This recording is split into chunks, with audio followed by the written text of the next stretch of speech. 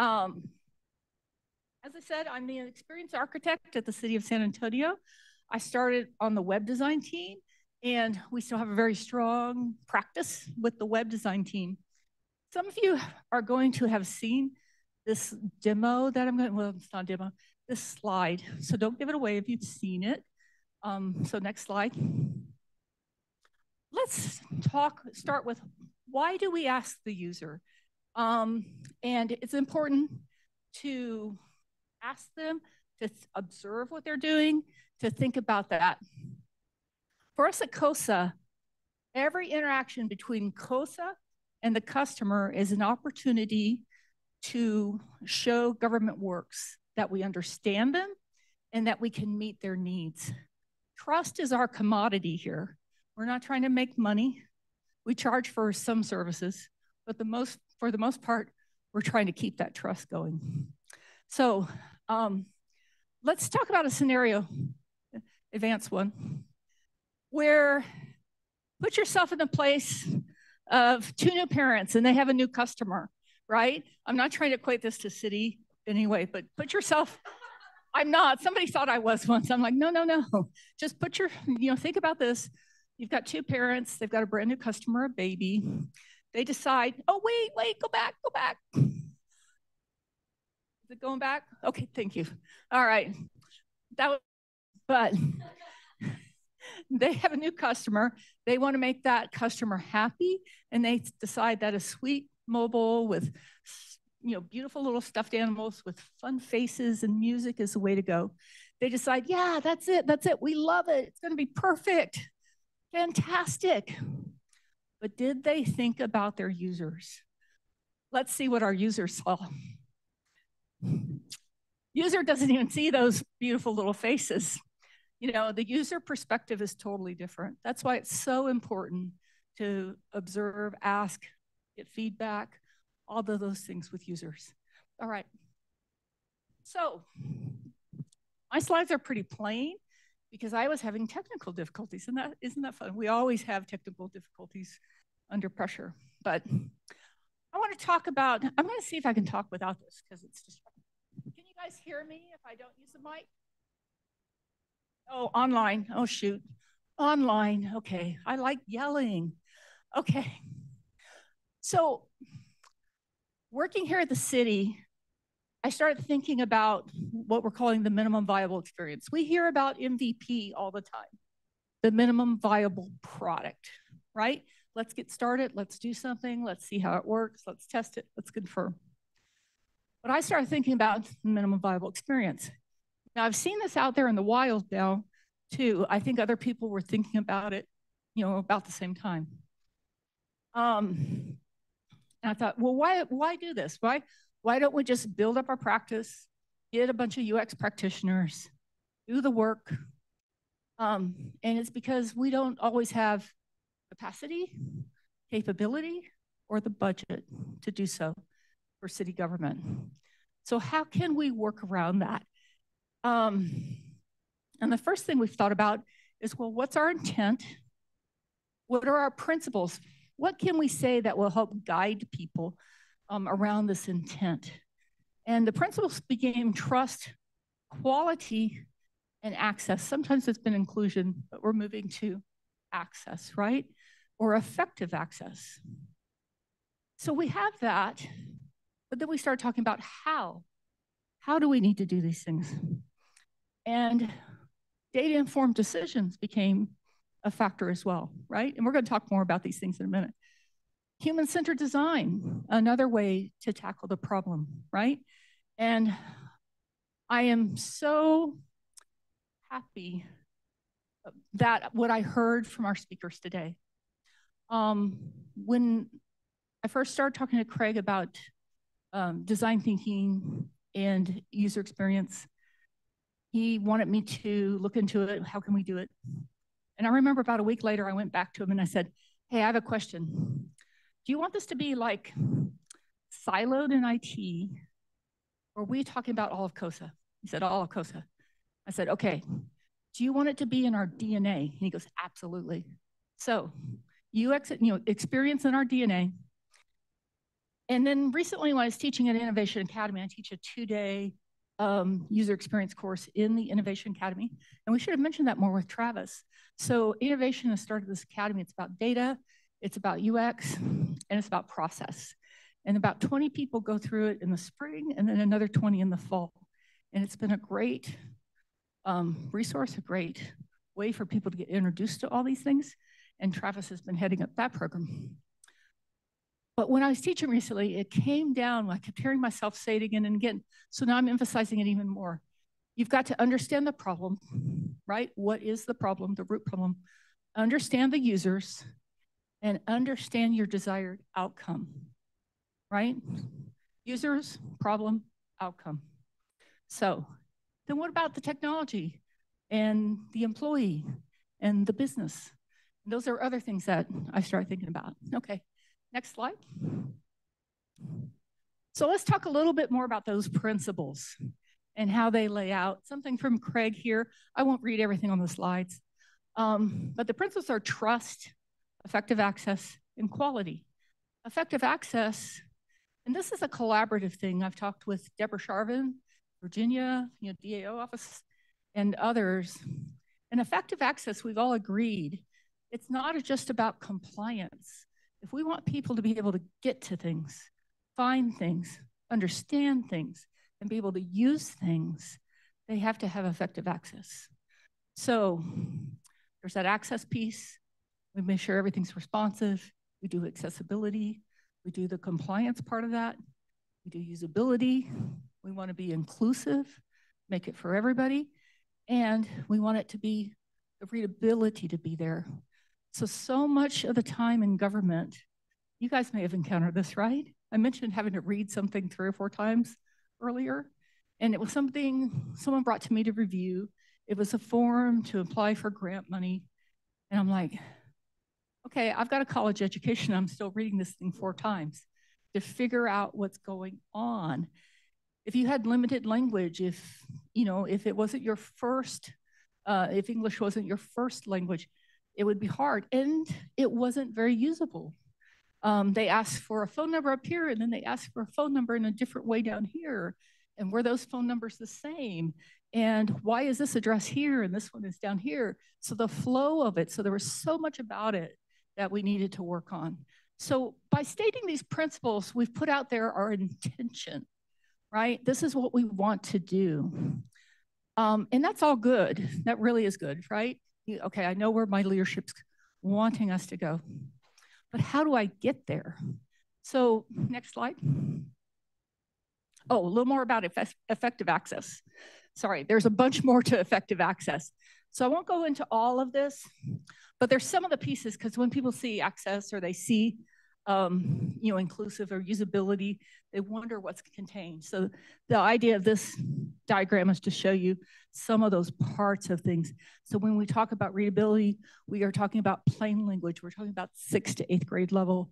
We are talking about trying to reduce acronyms or at least defining them. We are talking about all capital words for the most part. So you can go down the list and see access has a lot of compliance to it as well. As Kevin mentioned, that's our foot in the door, right? That's our lead. We must do this for compliance, and people understand that, but we're doing it for more than that, right? We're doing it so people can get to the things they need and want to use, and they can understand how to use them. So, next slide. You may have seen this. You'd see it on the champion mugs when my champions get here. You've seen it maybe around the room. We call this the XD lens. What's XD? Is experience design. So we're trying to build a better experience with COSA experience design. And when Virginia was talking about accessibility this morning, I made my slide deck accessible. That's why I look a little tired. I did it early this morning, but I go through every slide deck and do that check to make sure, right? So this is an image, but the alt text is there. So always think about your slides, making them accessible. Okay, back to XD. So when you look at that, you've seen the lens, you've probably seen the Venn diagram if you're a practitioner or have been around the UX field of the desirable, viable. and feasible, circles that cross each other. And people put different things in the middle, innovation, the customer, so you can kind of craft it to the way you want it. But what I started looking at was why, right? Desirable for who? The customer. Will it meet their needs, right? So this is kind of your, in a nutshell, guideline, right? Viable for the business. Will it meet business goals? Feasible for technology. Can we do it? And then you get to the next part that I've seen this a little bit, but is integrity or ethical? Should we do it? And can we do it in a sustainable way that benefits humanity, right? Not just our siloed goal. So that gives you that big lens. It also explains some of the UXs. What is CX, customer experience, user experience, brand experience, employee experience. These things all, in some ways they overlap, and I think the industry is maturing, but some of these times those things will be used interchangeably, especially when you're starting. But once you start to explore them more, customer experience is different than UX, user experience. They're just kind of different levels and different, they include different parts, how to say that. So, you start with the interface and then the user experience using that interface. The customer experience is the journey around each side of that. The brand experience is how do they feel about the company presenting it? In this case, COSA for us. So it kind of also layers up. Okay, next slide. So thinking about all these things, it's a lot to communicate, right? So how might we shift? How might we start doing this as a practice across the city? And there's a few things to think about here. So, and the shift is, how do we shift from features to outcome? How many of you design something and the person walks in and says, I need it to do X. You need chat. Ooh, okay. Why do we need chat? So people can communicate better. Okay, why do they need to communicate better? Isn't it obvious? Well, no, tell me about it, right? We keep drilling into the why. Let's get to the reason, what the outcome is. We want our users to have easy access to get the information they need and get their questions answered. Oh, okay. That's a different thing from chat. I don't know how many people love chat. How many people hate doing a chat? Do you like talking to customer service through chat? No, not really, right? Okay, if I have to. But so don't solution, let's talk about the outcome, right? But we're looking at human-centered design, various frameworks and methods, and we want to be sure that things are easy to find. We're a big city. Anybody have a guess how many web pages we started? The project Mario mentioned. Juanita, it just feels like that. Pretty close. 15,000 pages. And when we looked at those pages statistically, looking for where 80% of the traffic went, how many pages do you think 80% of the people looked at of those 15,000 pages? Right, you look at the Pareto principle, and it would be the 20%, right? I'm hearing those numbers. It was 500. It was actually less than 500. I'm being generous when I say 500. So we're spending all this time and effort on things that aren't yielding our users great results, right? Okay, on to, we want to move from opinions to data. Does that make sense to you guys?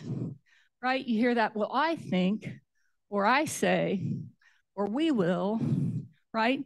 But let's move into looking at some, and data is not just that raw data.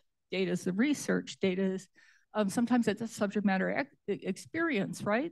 Experience, if people have been doing this long enough, they might have some data, but we just have to be careful. It's not an opinion, right? Primary research, things you actually research on. You might be looking at attitudinal, in other words, behavior, sorry, I said that wrong. Attitudinal, what people say or think, you know, what, and that a lot of times is different from what they do, right? Behaviors tell you a lot. People want to please other people. So there's a lot of things you have to think about there. But we also look at secondary research. We've got a lot of existing studies. We have people out there doing things. You can use those. We want metrics and measurements to make sure we understand what's happening. And we want to be sure that research is not based on opinions. Okay, the third thing in thinking about the MVE was we wanted to move from random to consistent. So we have a lot of silos. We have a lot of people trying things. We have a lot of employees that want to do the right thing. But how can we do that in a more consistent fashion? And I'm not saying in the same, I'm not saying this only, I'm just saying consistently, right? How can we help them get there?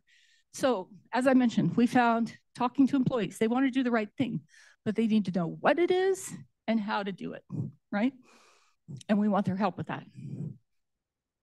That minimum viable experience framework came up. How can we help people know what it is and how to do it?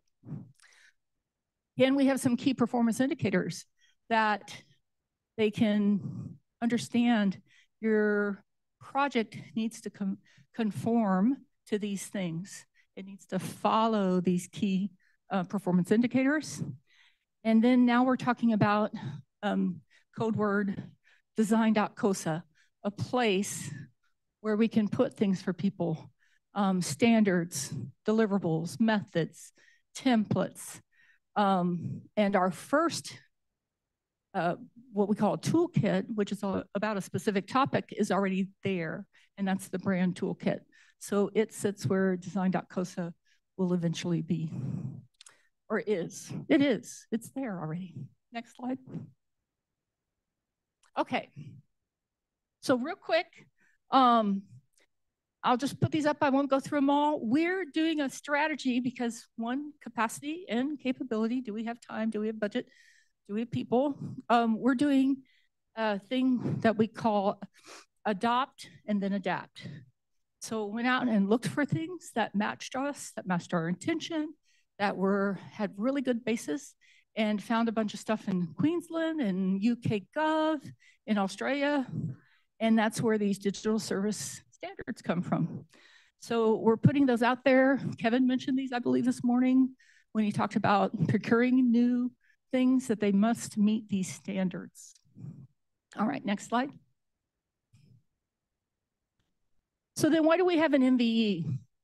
We want to align and communicate, right? Consistently. So how can we align and communicate? We want to be sure we're understanding the problem. Don't start with the solution. These are going to sound a little familiar, right? We've already talked about a few of these things. Who are the end users? What are their needs? Do we already have it? Is it fit for purpose? We're having a thing right now where we have a lot of data and data stories. And there's a platform, our data.sanantonio.gov, that's great for data and probably for data stories. But people might tend to want to build a website there. That's not fit for purpose, right? It's not another website. It's a place to tell our data stories. So is it fit for purpose? Have we prioritized it, right? We can't build it all. We want to, but we can't. So have we prioritized? A few other things, let's see. We want to be sure we're including the front stage, the back stage, if you've ever heard those terms. We know how the employees interact, how that affects the customer. So there's a few things like that. Does it meet our standards? Do we have metrics? So these were all the things I started looking at when I was thinking about the MVE and what that might entail. Next. And someone told me I could only have 3 deliverables at the beginning. That didn't work, but it made me try to keep it down, right? And this is continually evolving. So the idea is these are the phases. It's 4 big phases. This doesn't stand on its own. The idea is it works with other frameworks. If you're doing Agile, if you're doing Agile, if you're doing Waterfall, match it up, right? So these are the experience things you want to do in those phases. And I'll let you guys, we'll be putting this on the UXSA site so you can get to it, because there's a lot of content there, right? But basically, we need, the way a lot of stuff reaches us, the solution reaches us, IT, us, first. And we've got some facilitators that are out there talking with departments. And can we be more consulting? Can we help them understand this minimum viable experience and talk about that problem, talk about the users, and talk about those things, users, the problem and the outcome first, not the features or solutions. So that's the consulting phase. Exploring is what we do a lot in UX. Then we, of course, we're building and publishing, testing, building, publish, testing. And then what we're finding is maintenance. Yes, we do a lot of maintenance, but did you plan for maintenance? Did you plan for the experience? We had a product that went out last year, year before, and it was switching a link out. But there wasn't a lot of intro to that link would be switching out, and it was going from one vendor to another vendor, and the site looked totally different. And in these days of spamming, users get confused. What's happening here? I used to click here and I went to X. Now I'm clicking and I go to Y. I don't understand that, right? So plan out that maintenance portion, release and maintenance as well. Okay, now we're getting to the meat of it. Next. Oh, thanks. I forgot I did those. So that was a brief, overview. All right, so the deliverables. So if you've been doing UX, this is going to seem pretty familiar, except for maybe a few of them. So the first one, COSA experience standards and acknowledgement. So that's getting to that consistency and also letting employees know what, right? I want to do the right thing. What is it? So it's going to be a list of standards. We're going to ask them to check off on that they've read them, they understand them, and sign off on it, right? So there's no misinterpretation, no like, oh, I didn't know we were doing that. Or the web team hears this a lot. Are we really doing this? Why are you making me do this, right? Because we haven't culturally put it out there as much. But it's also for our vendors. We employ, we work with vendors. We have contracts with vendors. We want them to understand our standards too. And then we're using these things. How many people are familiar with canvases? Have you ever used a business canvas, a UX canvas? You know, like placemat, that kind of placemat, where it's a great little summary, and it kind of gets your thoughts together. When we were on the web design team, we were asking questions, and the people we were dealing with would often come to us, and we wanted to know why, and all these things. And well, let me go back and ask. I don't know. They just told me to do this. Let me go back and ask.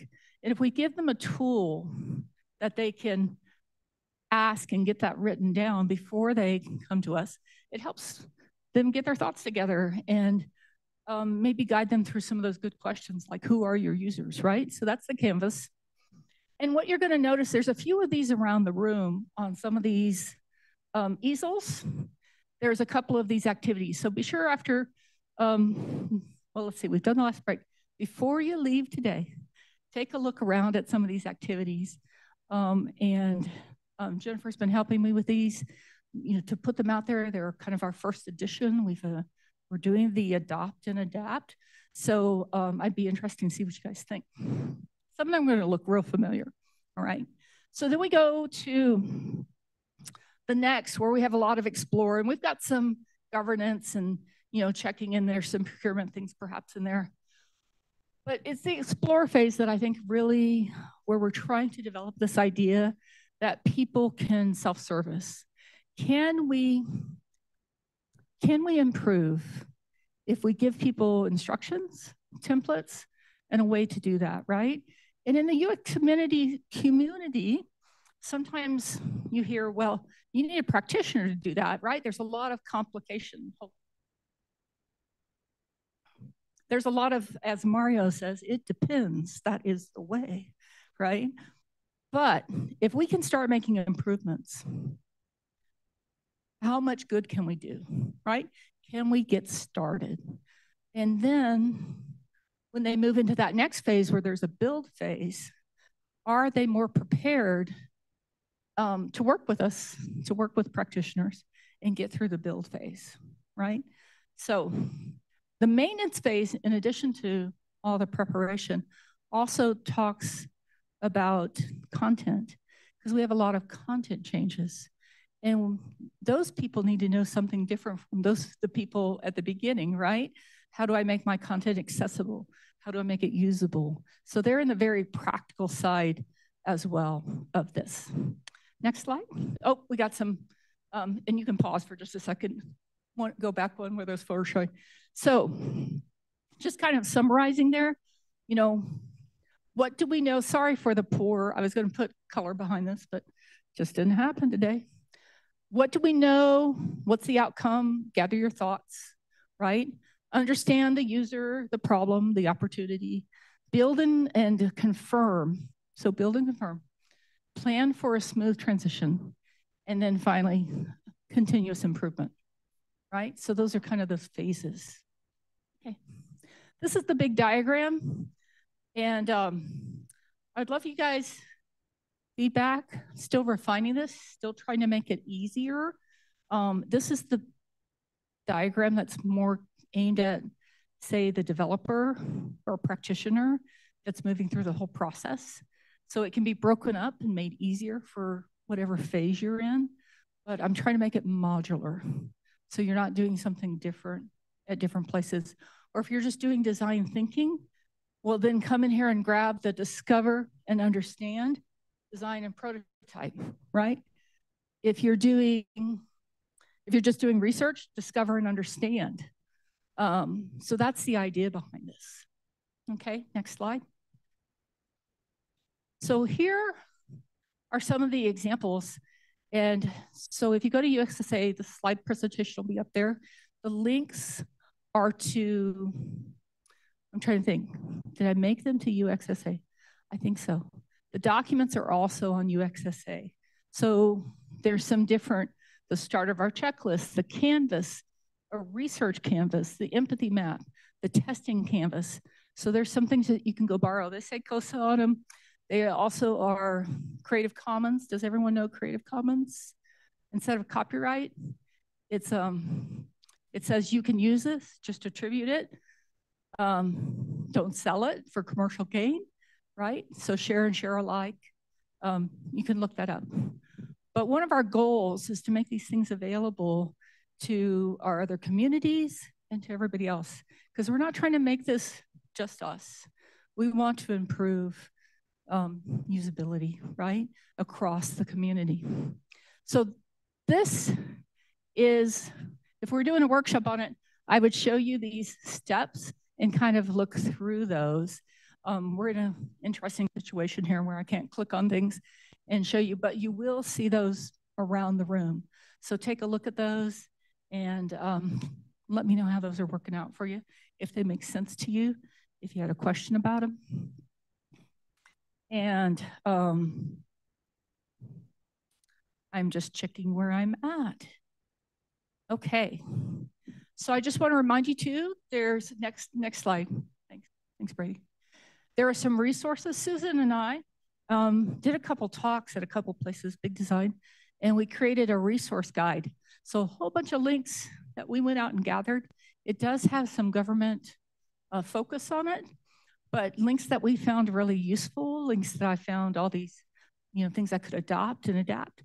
And so hopefully that'll be useful to you. And I think, yep, that's it. Go ahead.